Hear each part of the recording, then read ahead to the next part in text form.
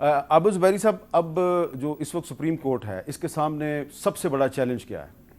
سب سے بڑا چیلنج اس ملک میں کئی پٹیشن، ایک سپریم کورٹ بار کی بھی پٹیشن پینڈنگ. دیکھیں سب جوڈس معاملے ہوتے ہیں، اس میں زیادہ آپ جانتے ہیں کیونکہ میں خود وکیل بھی ہوں، ان میں تو بولنا نہیں چاہیے. شاید آپ پٹیشنر بھی ہیں. پٹیشنر سپریم کورٹ بار ہے، میں اس کا صدر ہوں اس وقت، تو جب تک میرا ٹینیور ہے تو، لیکن ایک پٹیشنر بھی ہیں تو اس لیے زیادہ بولنا نہیں چاہیے. میں سمجھتا ہوں کہ اس ملک میں یہ جو سب سے امپورٹنٹ کیس، دو کیسز ہیں میرے نزدیک سر. ایک ہے وہ سویلینس کا ٹرائل ملٹری کورٹس میں سر، جو اس کی ہیئرنگ کی گئی لیکن وہ بینچ نے پورا فیصلہ نہیں کیا، ختم ہو گیا، اب وہ کیس پینڈنگ ہے.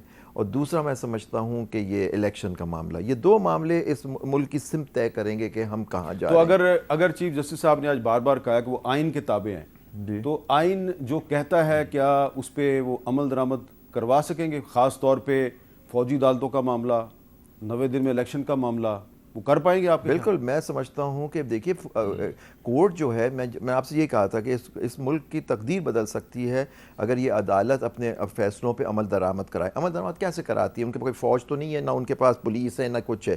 دیکھیں وہ اس کی ایک مورل اتھارٹی ہوتی ہے. اب فل کورٹ بن کے جو آرڈر کرے گا، یا جو بھی ججز طے ہوں گے، جو بھی بیٹھیں گے، اگر وہ کریں اور جو نہیں مانتا ان کا حکم، جو ان کو تابع ہیں وہ ماننے کے، ان کو سب کو ماننا، بائنڈنگ ہوتی ہیں اتھارٹی. 190 ہے آرٹیکل 189.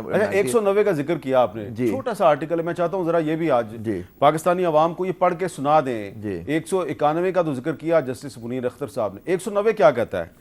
پورے پاکستان کی عاملہ و عدلیہ کے تمام حکام عدالت عظمیٰ کی معاونت کریں گے. معاونت کریں گے. آپ کا 191 آ رہا ہے سر، اس میں 190 190. اچھا تو یہ آپ نے معاونت کا مطلب کیا ہوتا ہے؟ معاونت کا جو ججمنٹس آئی ہیں، معاونت کا مطلب ہوتا ہے they will implement the orders of the court. یہ ہوتا ہے معاونت کا مطلب.